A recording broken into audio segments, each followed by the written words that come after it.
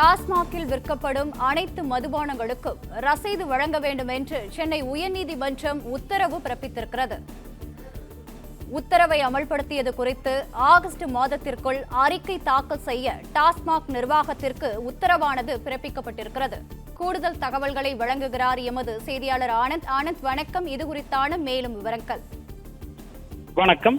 தமிழகம் முழுவதும் உள்ள அனைத்து டாஸ்மாக் கடைகளும் விற்கப்படும் மதுபானங்களுக்கு ரசீது வழங்க வேண்டும் என டாஸ்மாக் நிறுவனத்திற்கு சென்னை உயர்நீதிமன்றம் உத்தரவிட்டிருக்கிறது.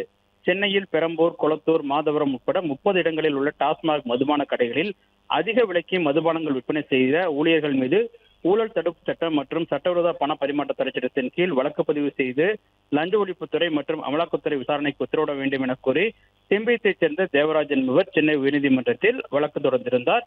இதே போல 2022ஆம் ஆண்டு முதல் 2026ஆம் ஆண்டு வரை கூடுதலாக வசூலிக்கப்பட்ட தொகையில் சம்பந்தப்பட்ட பணியாளரிடமிருந்து வசூலித்து அரசுக்கு செலுத்த வேண்டும் எனவும், சம்பந்தப்பட்ட ஊழியர்களுக்கு எதிராக பணி நீக்க நடவடிக்கை உள்ளிட்ட நடவடிக்கைகள் எடுக்க உத்தரவிட வேண்டும் எனவும் மனுவில் கோரியிருந்தார். இந்த வழக்கு நீதிபதி ஜி.கே. இளந்திரையன் முன்பாக விசாரணைக்கு வந்த பொழுது டாஸ்மாக் நிறுவனத்தின் தரப்பில் மனுதாரர் சுட்டிக்காட்டிய கடைகளில் 5 கடைகள் மூடப்பட்டு விட்டதாகவோ தெரிவிக்கப்பட்டது. மீதமுள்ள கடைகளுக்கான இருப்பு மற்றும் விற்பனை பதிவேடு குறித்து கடை வாரியாக அறிக்கை தாக்கல் செய்யப்பட்டது. அந்த அறிக்கையை ஆய்வு செய்த நீதிபதி டாஸ்மாக் கடைகளில் ரசீது புத்தகங்கள் பராமரிக்கப்படாததையும் நுகர்வோருக்கு ரசீதுகள் வழங்கப்படாததையும் சுட்டிக்காட்டி தமிழகம் முழுவதும் அனைத்து டாஸ்மாக் கடைகளிலும் ரசீது புத்தகங்களை பராமரிக்க வேண்டும் எனவும் டாஸ்மாக் நிறுவனத்திற்கு உத்தரவிட்டார்.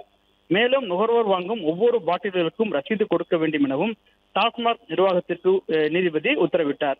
இந்த உத்தரவை அமல்படுத்தியது குறித்த அறிக்கையை டாஸ்மாக் நிறுவனம் தாக்கல் செய்ய உத்தரவிட்ட நீதிபதி வழக்கினுடைய விசாரணையை ஆகஸ்ட் 7ஆம் தேதிக்கு தள்ளி வைத்து உத்தரவிட்டுள்ளார்.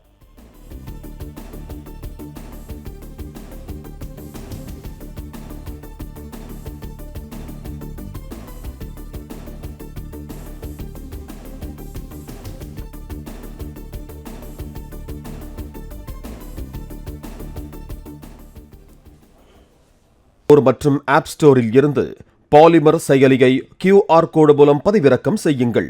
செய்திகளை உடனுக்குடன் பெறுங்கள்.